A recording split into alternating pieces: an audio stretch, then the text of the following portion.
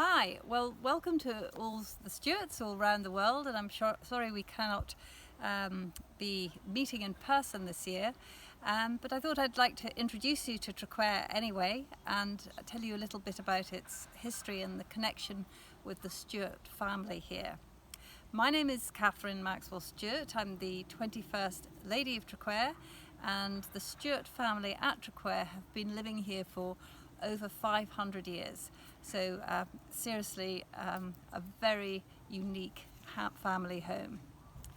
So Traquair was originally a hunting lodge in the medieval times, and if you look to the left of the house, that's the original part, which was a two-storey tower. It then progressed to being a defensive peel tower, and it then became gifted from the King James III, in the mid-1400s.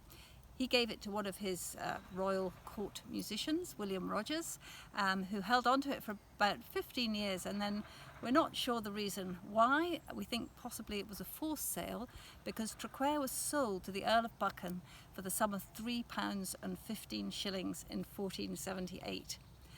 It was then gifted by the Earl to his son James Stuart in 1491, and that was when the history of the Stewarts at Traquair began, and he became the first laird. So the Stewarts of Traquair were incredibly loyal to the Stuart monarchy. They were very strong Jacobites, and unusually for the south of Scotland, they were very strong Catholics as well. This was really due to the second Earl's wife, who converted her family back to the true faith on the deathbed of her husband in the 1650s. So their strong Jacobite allegiance and their strong Catholicism meant the family never attained great heights of wealth or power, but they did always retain the house and their estate. And of course, the very famous story about Traquair was the Bare Gates, which we have at the top of the avenue. These were built in 1739, but in 1745, Bonnie Prince Charlie came to Traquair. He was recruiting support.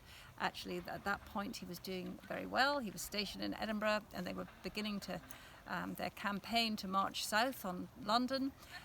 So he came out to Traquair. The Earl, of course, promised his support, and as he left Traquair, he closed the gates behind and said that he would never open the gates again until a Stuart king returned to London. Now, of course, at that time they were hoping this would only be 2 or 3 months away, but very sadly we're still waiting for the Stuart king to reappear, to be crowned over 250 years later. So I hope that gives you a short introduction to Traquair, and I really hope we can all meet in person next year.